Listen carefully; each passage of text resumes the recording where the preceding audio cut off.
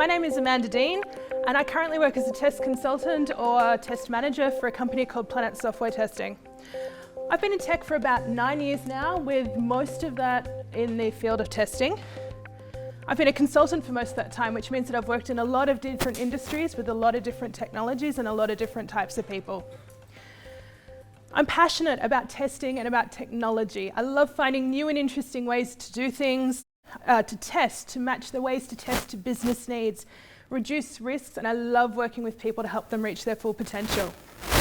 And as per the bio there, copied directly from my Twitter, I do a bunch of other stuff in my spare time as well. Very quickly about Planet, we're a specialist software testing consultancy. We're specialising in quality across the entire life cycle.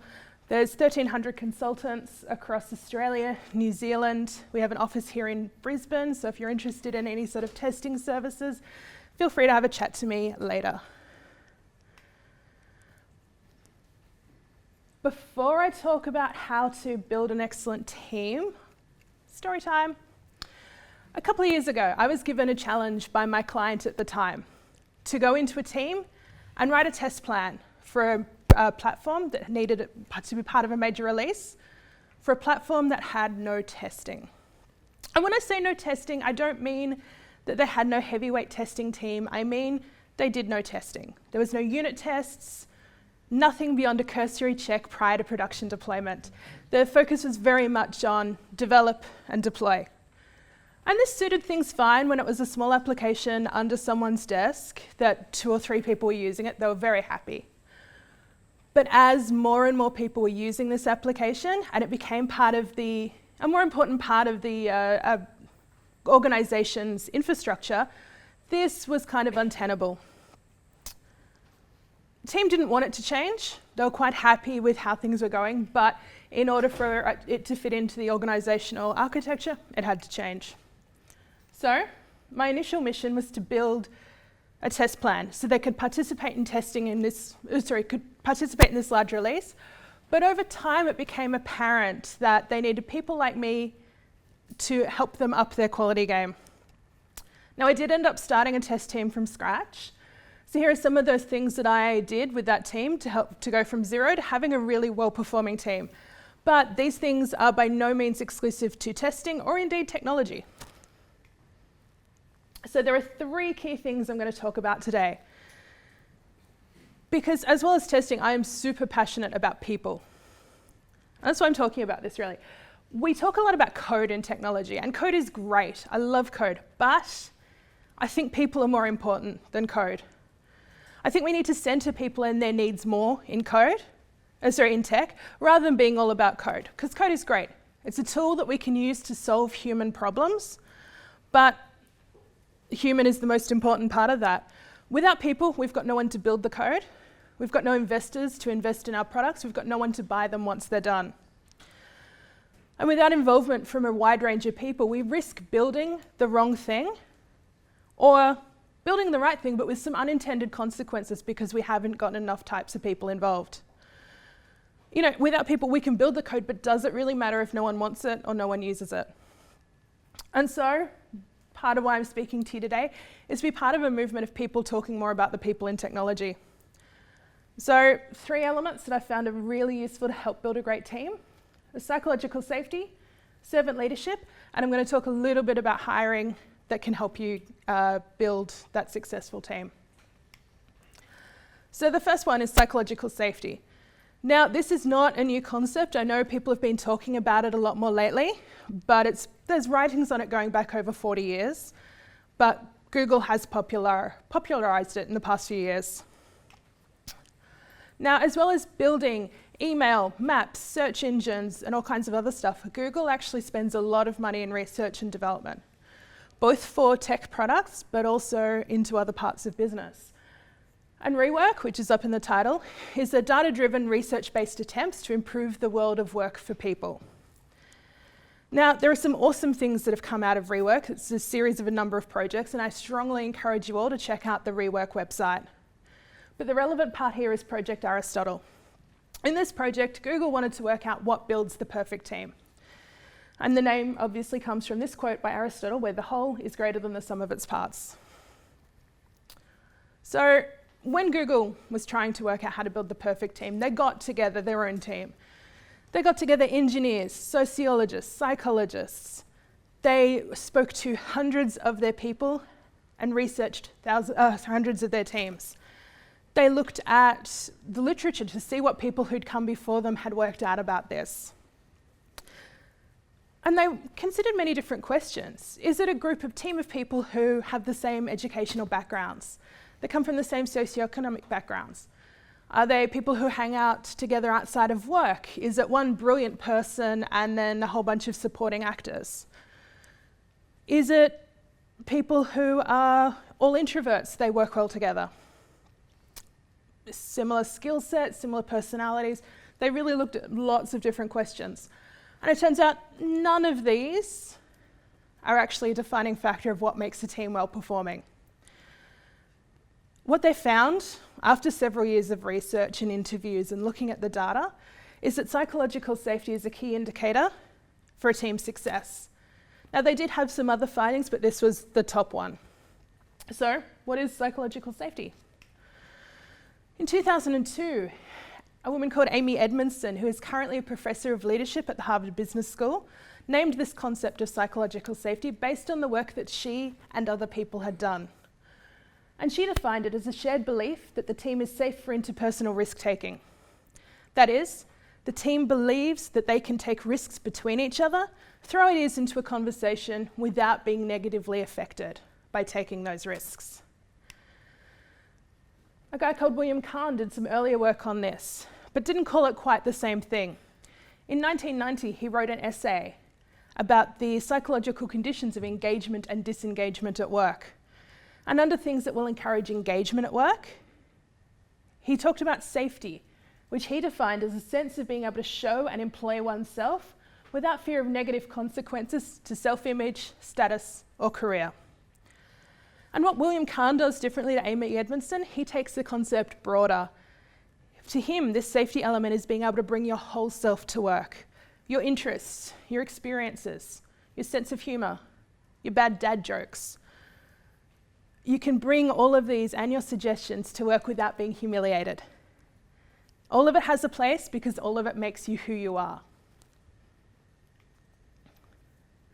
So, it's all really cool to understand the theoretical underpinnings of this, but what does it really mean? What does psychological safety really look like? So Google had two key findings about psychological safety in the teams that showed this. The first is one where everyone in the team got to have a say. And it didn't matter who the contributions were made by. It didn't matter if the team manager or the newest intern who turned up that day had an idea. The ideas were all valued equally. The whole team listens to each other and respects the contributions that everyone makes. These teams are also in touch with their feelings, both their own feelings and the feelings of the people on their team. And really, that's the most important thing here. It's about how people feel. They know they'll be respected even in disagreements, and they'll be treated fairly by their team. They know that they can have open and honest conversations, and they know they aren't going to be embarrassed if they make a normal mistake. These things are all important because without them you can get the wrong sort of failure. What's the wrong sort of failure? Well, in 2003, the Columbia Space Shuttle disaster occurred where 7 people died. And a lack of psychological safety has been identified as a key reason for this incident. So what happened with this was as the space shuttle was taking off, foam insulation came off of the outside, struck some fairing, and on re-entry, that weak area allowed the shuttle to burn up. Now, engineers had discovered this several years beforehand. They'd done modelling and indicated that it was a likely possibility with the design. However, because of that lack of safety and because their contributions weren't valued, people continued to use these shuttles and 7 people died as a result. So let's talk about some of the benefits of psychological safety. I think it's awesome. The first is that people tend to perform better in that psychologically safe environment. The safety allows them to speak up, to ask questions, to seek feedback. People can call out problems when they see them rather than waiting for something to go wrong. You know those situations, those meetings you're in where you're like, can't everyone see that this is wrong? But you can't really feel you can say anything because no one will really listen to you. And then it all goes wrong and you're like, well, I could have told you that. Those are situations, that guy down the front has definitely been in one of those. Those are situations where you don't have that psychological safety. Psychological safety encourages us and allows us to try out new things, to experiment. And this lets us turn the idea of work on its head from being purely an execution problem to a learning problem. It goes from finding the right way to do things to, okay, how can we do this better? To me, a huge benefit around psychological safety is around failure. Ooh, scary word, failure. Failure is something we often shy away from. After all, failure is bad. Failure means we've failed and we're not good enough and we didn't succeed and it's terrible. But it turns out failure is none of these things. Sure, failure feels terrible. However, failure brings about knowledge and experience if we dare to reflect on the failure and our part in it. Failure is where people learn and where they grow. And the ability to keep learning is very important, particularly in our constantly changing industry. New ideas come from experience, and that experience and wisdom comes from daring to fail. In an environment where people feel safe and where it has become normalized, people are able to push the boundaries and fail knowing that they'll be supported. And then they're not going to get thrown under the bus if they're not 100% perfect. Now, of course, this doesn't mean going crazy. Don't do anything that breaks the law. Don't do things that are outside of your company's interest, because they're not sensible risks to be taking. More that it's a safe place to try new things, to push the boundaries, to new ways to code, new methods to test, trying to solve a problem in a new way. When failure is normalized through feelings of safety, then people can take better risks. And great success relies on us taking great risks and chancing great failure. So, how do we get psychological safety happening on a team? Well, this is what I do. This particular team, I had a lot of ability to hire and fire, and that contributed to the way that I created that psychological safety. But on day one, when a new person started on my team, I made sure to spend some quality time with my new team members. Part of it, of course, is working through access and new accounts and all the onboarding checklists and where are the toilets. But it was also having one-on-one conversations with them. I was being honest, open and vulnerable with the team, and about the challenges they'd face and about the struggles that they had in their future. Telling them that it's okay to struggle, that it doesn't mean that they're not good at their job if they're having trouble. But I brought them on, I engaged them, I employed them because I knew they could do the job. But in an environment where no one wanted testing and no one wanted anything to change, there was always going to be a certain amount of struggle as people found their place and carved out their role. The struggle was necessary, but it was okay. I made sure they knew I'd be there for them, both by talking about it, but then also backing it up with action. By investing a lot of time in their onboarding experience on day one. Now, I'll admit, I had a bit of a reputation at this particular client where I was known to be pretty awesome at pretty much everything. I moved from role to role, from team to team, leaving a wake of success behind me. So I made sure to tell the team that this wasn't easy for me either, because I knew they were going to hear about all the success that I'd had and think, oh, but I'm struggling. Why am I not as good as Amanda?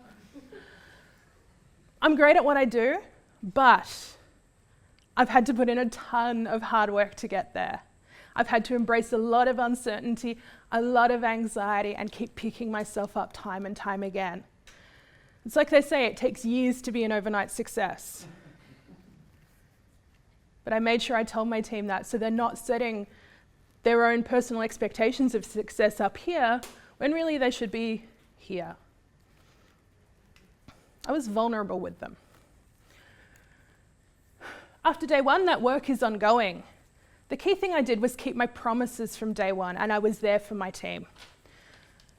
We had regular check-ins, made sure that people knew what they needed to do their jobs, whether that was access, whether that was contacts and introductions to people, whether that was knowledge and upskilling that they were lacking. We had regular one-on-ones to talk about their goals and ambitions, things that are getting in the way. Now, I'm not talking about status updates on work, because there are other ways we can get that information from other tools. This is about them and their relationship with that work.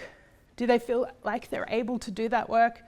Is there something else they need to help them? I encouraged feedback.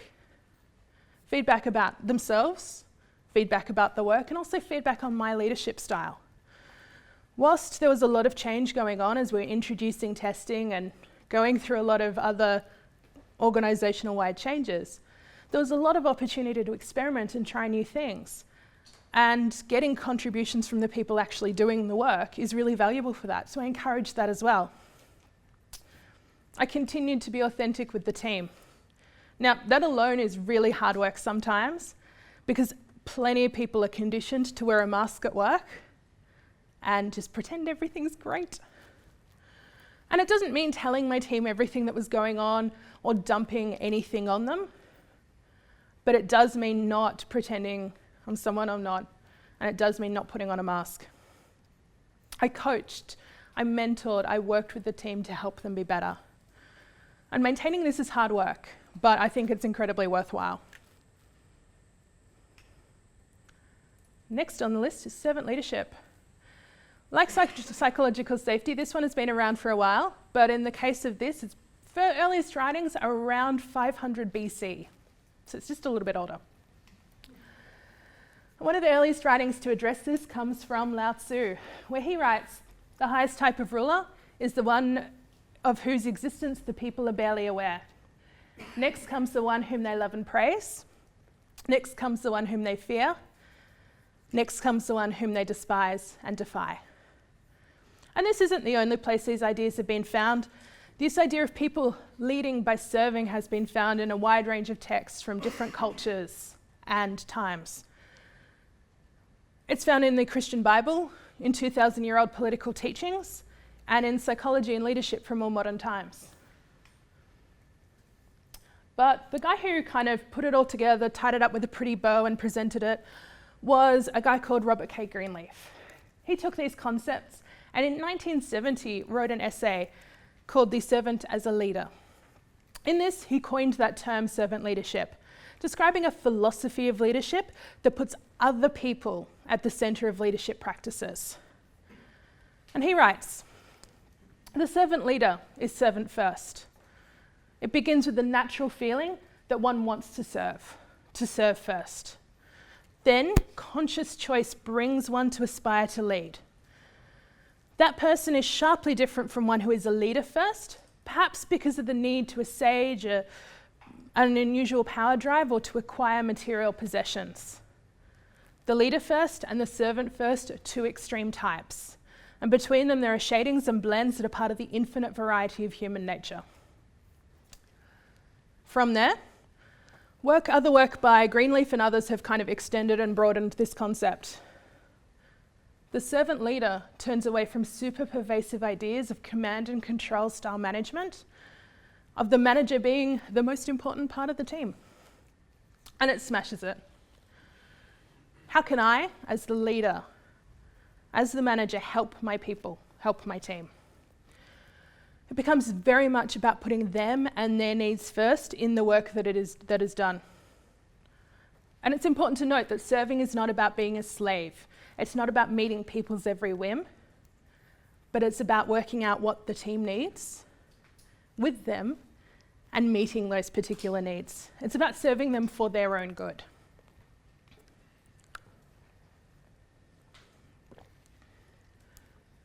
Now, as servant leadership is a philosophy, there's not any one prescriptive way on how to do it. In fact, if you search for servant leadership on the internet, you'll find hundreds of lists of 10 great ways to be a servant leader, and they will all have different things on them. There's no checklist. So, what does servant leadership look like to me? Well, I'm going to talk about a couple of things, some of which are beliefs and some of which are practices. First and foremost, and for me this is one of the big things, is that every single person on your team and that you work with has value. Every single person gets trust and respect. Everyone. Doesn't matter if you can't stand the sight of them. They still have value. They're still worthy of respect. And as a servant leader, you need to work to meet the needs of your team. And that applies to the entire team because everyone is valuable. Now, I hear you ask, what if they're really terrible at their job? What if they're a really terrible human being? Do they still get respect? And the answer is yes. Sometimes you might respect them and respect the team by letting them go and moving them on if they're a bad fit. But respecting the people and serving them means not putting off those difficult conversations, providing that constructive feedback and developmental feedback when it's needed. And this is because this is about centering the people and centering their needs, both of the individuals and of that team. People need to know that that comment stepped over the line or that their work is just not up to scratch. That's meeting their needs. Feedback is so, so important and it's so neglected sometimes. So, as a servant leader, as I've said, you need to work to meet the needs of your team, and this can take a lot of different forms.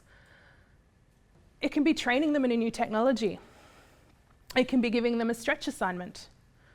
It can be removing a blocker or escalating something that's getting in the way of them doing their work. It can be taking them out for a coffee after a difficult day to get them away, help them clear their mind. It can be working with someone on a presentation that they're going to present to senior managers so that they feel comfortable and confident when they walk into that room. There's so many different things, but what they all have in common is about serving that person. And it's not just about the work that they output. It's about both the person now and the person they can be in the future, and serving that entire person. And you know what? It might mean developing someone to the point where the job they're in at the moment is not a great fit anymore. For a servant leader, that's amazing.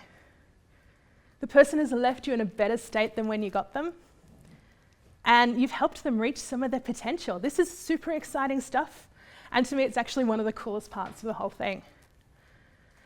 And whilst I've just focused a lot on the leader or the manager of the team as the servant leader, this is a philosophy that can be applied regardless of the level you work at.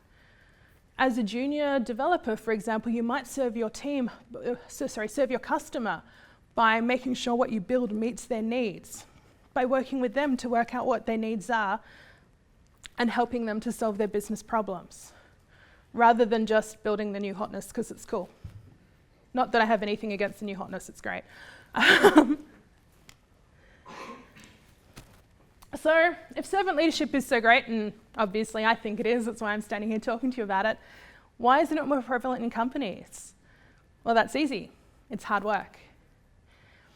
In his book, Management is an Art, Max Dupree writes that love and caring are central elements of leadership.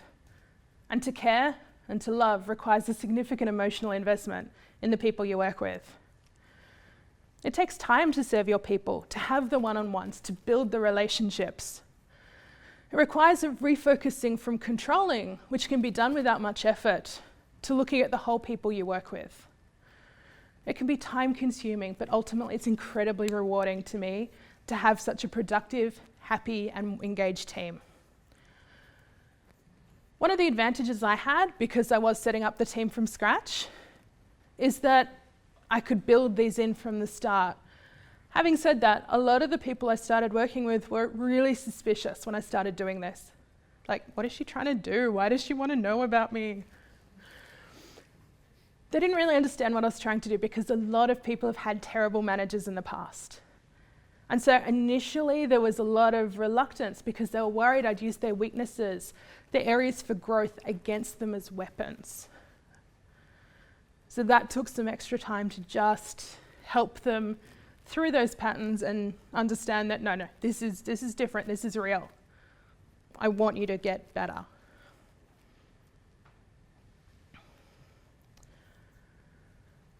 And the last one is hiring. Now, to be honest, I don't have such a huge amount of experience in hiring, having only begun that in the past couple of years. But there are some things that I've found that work super well with servant leadership and psychological safety. And the key thing I really want people to think about today is your job advertisements and what you put in them, because that can affect both what you see and perceive in people and the sorts of people who apply for your jobs. Now, I see job ads all the time that are a total wish list of everything they think a person would need to be perfect in the job. It's just a massive list. Actually, I also saw one the other day that was a DevOps ad for that was written in the style of Ice Ice Baby. Very long. I gave up partway through. I also get the feeling, though, that if people applied for these jobs who met all that criteria, they'd get bored really quickly and want to move on. I also know that I've been given jobs where I didn't even have half of the requirements on the job ad, but I was still really good at the role. And I was also reading some research from Seek just a couple of weeks ago, where they found that the more requirements you have on the ad, the less people apply. And in fact, once it gets above 6, regardless of how well someone thinks they fit, women are significantly less likely to apply for a job. So that's something to keep in mind as well. So when you're writing these ads, think about what you actually need for someone to be successful in that job. Personally, when I look for a tester, I want someone with basic testing skills. It's a good start. It's my bread and butter. They need to be able to know how to test. You know, there are different ways we could test it. We could talk about how you would test a water bottle. There's a lot of different ways to go with that, you know. Okay, what's the use of the water bottle? What sort of materials does it need? Do I need to be able to drink out of the water bottle? You know, it's about working out what the requirements are and then working out how you'd test that. That's my starting point. Next is what's traditionally known as soft skills, but I prefer to call them professional skills. They're things like, can you communicate? Can you have discussions with people? Are the people are curious and inquisitive? Do they want to learn new things? Do they treat the interviewers with respect, and can they hold that conversation with them? We work in teams, so being able to have those conversations and work with people and get your point across is really important. So for most jobs, they're the two things that I'd look for in people. Can they test? And do they have those professional skills?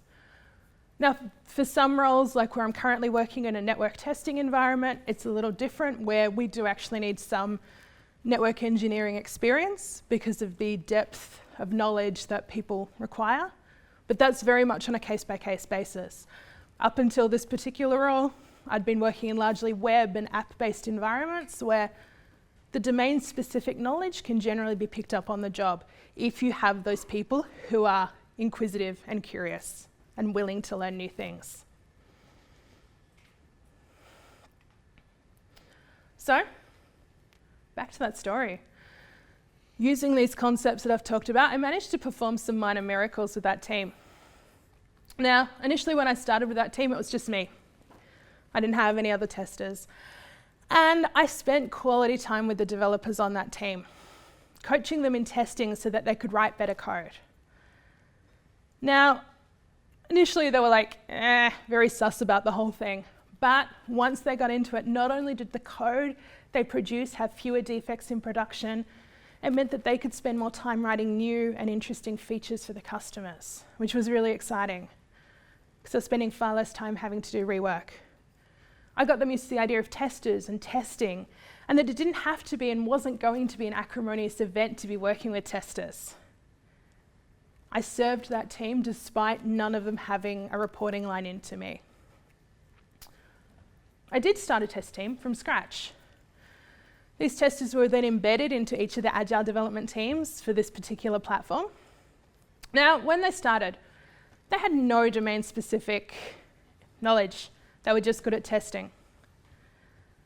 But however, because they recruited for testing and for those professional skills, and because I met their needs with a lot of on-the-job training early in their role, they've been really successful in quite a complex domain, both in working with developers to improve the quality of code, and by testing and providing information about risk to customers and stakeholders so that they can make informed decisions about whether to proceed with deployments.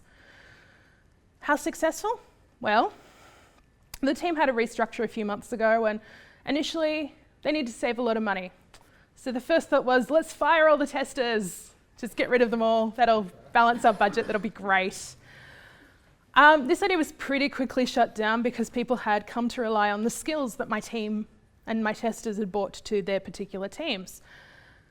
Someone actually got to the point where one particularly brave soul suggested he'd rather get rid of a developer or two if it meant he could keep his tester. As for the testers themselves, various things have happened to them. I myself have moved on from that team into a different role. One person left and had a baby, but is very eager to get back to that team. And another guy has moved on to a completely different company where he'd have the opportunity to further extend his automation and development skills. To me, these are all successes of servant leadership and psychological safety, because each of us have benefited from our time on that team, being able to identify our needs, and then being able to go out there and get them met. In every case, people have left that team better than when they started. So I'd like to say thank you. And does anyone have any questions? Yes. So, I want to touch on a few things, but don't you find it hypocritical in terms of phrases like fail often, just allow yourself to fail and fail often, where if you go through a recruitment ads, including on a plan testing side, it says 10 years of successful projects. It doesn't say 10 years of successful and failed projects. And at the same time, in my experience, you also said give feedback to your colleagues. That's going to benefit them. And as a team leader, I know that exactly. But in my experience, only 1 in 4 can take the personal feedback. In fact, 3 would actually treat it as a personal insult until they realize it actually what the team leader was trying to achieve. So I'll start with that last bit just briefly. One of the reasons why 3 out of 4, as you said, people, I don't know how accurate that number is, but yes, lots of... That's in my personal... Yeah, so a lot of people do have trouble taking that constructive feedback because they never get it. It's not a normal thing to happen. We've all heard stories of people who have thought they were doing really well in a job until suddenly they're fired for underperformance one day. And it's because you're seeing it because people in their pasts haven't been able to have those difficult conversations with them.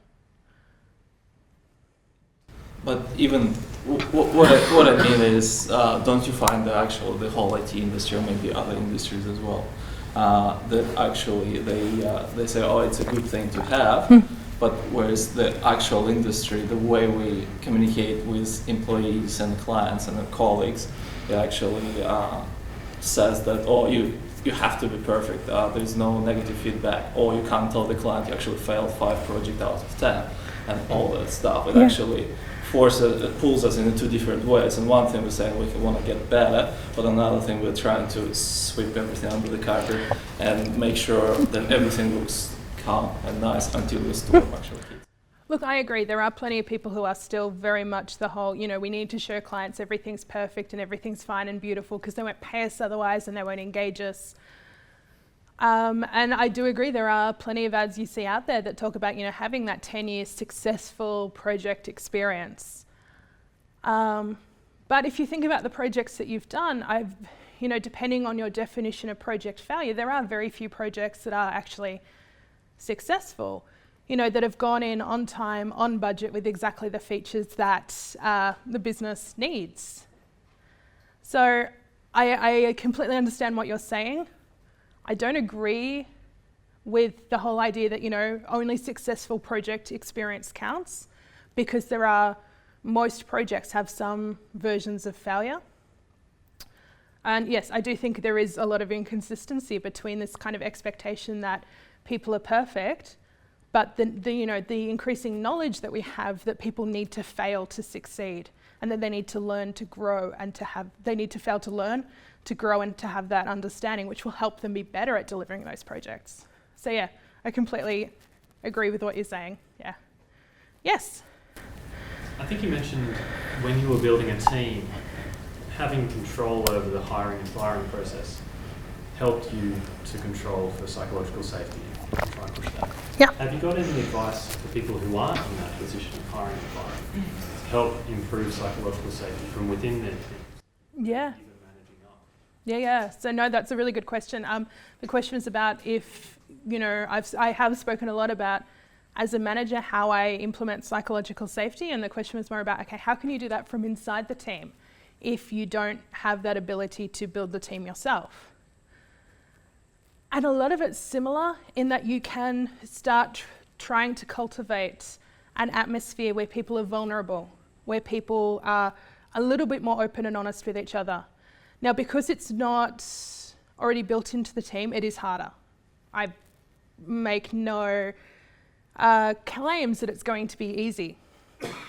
And it can, you know, backfire if people go too far too fast. But even things like I don't know the culture of your particular team you work on, but I have seen teams where, you know, everyone walks in and they just kind of sit at the computer and don't talk to each other all day. And from there, the way you start building is making kind of incremental changes from where you are. So if, you know, you're in a team like that, you start by saying hi to your coworkers. You start by asking people about their day and their week and their weekend. You know, what are you up to this weekend? Because that's encouraging people to bring just a little bit of themselves into the workplace. If you're already at this point where you're, you know, having those sorts of conversations, then you can start digging a bit deeper. You can ask people, you know, you might see them at their desk going like this and just looking really miserable. Ask them how they're doing. And they might not want to answer you at first. They might go, no, everything's fine. Because a lot of us are conditioned to hide ourselves in the workplace. But what you can do is, as over time, people will begin to understand that you are genuine. You're not just asking because, you know, it's socially obligated because it's, are you okay today? You're asking because you care. And that will come, like I said, lots of incremental changes over time. Like I said, I did have a massive advantage by starting this team from scratch, but from your position, yeah, small changes over time. Does that make sense? Cool. This guy's very dedicated. He's had his hand up the whole time. Just to follow up on that, one way that I've seen it done very well is depending on how you're actually running the teams. When you're doing things, if you're doing things like agile and you're running retrospectives and things like that, instead of every time you go into things like retrospectives where you're doing your mad, bad, sads and all that kind of stuff, one time go in and get everybody in the room to look at the person next to them and say one nice thing about them. It doesn't have to be about, you know, the quality of their work or anything like that, but just one thing that they appreciate about the person next to them. Yeah. And it doesn't have to be every time. If it's every time, then it becomes very rote and very boring, and people don't like it at that point. But every now and then, just simple little things like that can yield a great value. So yeah, that can work once you have a small amount of safety. The whole idea of saying something that you like about another team member will only work once people have begun to trust each other a little bit. If you don't have that trust there, people are just going to say, oh, he writes good code. Yeah. Or, you know, yeah, or there could be complete lies in order to get around having to do this activity. So it's not a starting activity. It's definitely valuable activity, but it's not a starting activity. It's a little bit down the road once there is that people have begun talking to each other. Yes? I'm more in a learning environment. How do you help people in a team where they're very negative and they have a fear of failure, like they're perfectionists probably, which is why they're negative and why they have a fear of failure. So when you ask them, they kind of go down this pit of self-despair and it's like, So how do you deal with that sort of team member? Is there any tips? That can be a challenging one, particularly in an environment where you're wanting to normalize failure. People who are so scared of failure. And again, it kind of goes back to that small incremental change, and by beginning to give people low risk things to try and fail on, where there's not going to be as much risk initially to their kind of concept of self. So some people have, as part of their identity and who they think they are, it's this whole idea of they have to be perfect because otherwise things are wrong. So they're not really going to go for the sort of thing where they have to make a big experiment and have a big failure. They're going to be really negative about that because that's going to affect their own psyche. It's going to affect their sense of self, and so they're never going to go for that. So again, it can be small, low-risk things. Maybe in an area that they're not so kind of threatened by, maybe in an area that they feel really strong in, where they feel they can take a little bit of risk. I know that's not a super constructive answer of something you can go out and do right now, because for people like that, it's almost but not quite having to change an aspect of their personality. And you kind of can't do that by yourself or overnight. They need to buy into that concept. And that's why it can be about really tiny opportunities to try failing in something that they feel strong and confident in, because that's not going to affect their sense of self as much. Yes? Just to add on this one, I found negative things actually work better because you can pinpoint the problem earlier. For me, the problem actually arises when people start being too positive, because for me the key phrase is, oh, but he's such a nice person, meaning I don't want to just talk about his negative things. So by hiding the problem, usually actually, when the person is negative, I found when leading the team with someone is really negative about something, that might lead you directly to a problem. Yeah. Again, you need to work out whether that sort of technique is going to work with the particular group of people. In the middle. Yes, you. What's your thoughts on using pre-mortems for the kind of normalizing risk and failure? Have you ever done that? I've kind of read about it, it seems great, but I've never seen it in the real world. I've never seen a pre-mortem done either. Yeah. I think it's really interesting. I mean, I definitely run, as part of testing, a lot of risk workshops and things like that, where people sit down and work out what could go wrong. Yeah. But that's only in as much as working out, okay, how do we change how we test to mitigate some of those risks? It doesn't really go into anything beyond testing, and it doesn't really cover the whole life cycle. I would really like to learn more about pre-mortems and see how they could be used, so yeah. Yes? Yeah, you. Hi. You spoke a lot about what makes a good thing. Yeah? You didn't speak much about what makes a bad thing as a thing to avoid. For instance, something that comes to my head is micromanagement. We've heard stories about people like Steve Jobs, Bill Gates, who seem to have micromanaged their teams, and they're huge successes. Yeah. So what do you have to say about it? So micromanagement can be a successful technique to get results. It is not a successful technique to engage and retain your people. And so then it goes back to, what do you value? Do you value just making money and having that sort of success, or do you also value your people who are doing the work? And that's one of the reasons I talked so much about how I'm trying to get people more back at the center of tech, because I value people. Obviously I did talk about making money, but I value people and their engagement and their growth. I value that quite a lot, which means that the micromanagement style doesn't work for me.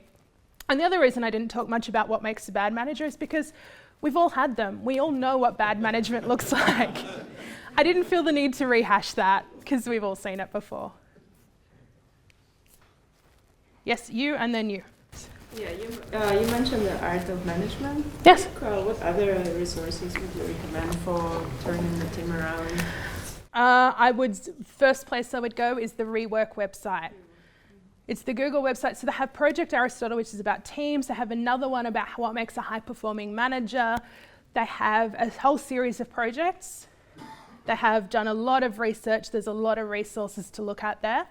That is the first place I'd go. Google's Rework website. Down the back. What do you suggest about team building? Because some teams are just dynamic and some don't want to be teams. So Team building is difficult. I'm not going to recommend any sort of particular team building activities because some will suit some sorts of teams and some sorts of people and some won't. But to build that good team, it's what my whole talk's been about. It's about looking at that cycle, trying to build that safety element in, having the leader of the team serve the team, and also the people within the team work to serve that team. Those things can be hard to start. I completely agree. But there are some teams that will never want to kind of get to that point together. And then it could be a case of looking at, okay, should this team exist as a team? Or is it a group of loose collective of individuals who are working on the same thing together? Are they getting results like that? Are they happy? Then that still might be a valuable collective of people. If they're not, then it might be time to look at how can we change this? Well, thank you very much all for attending my talk today. I hope you enjoyed it.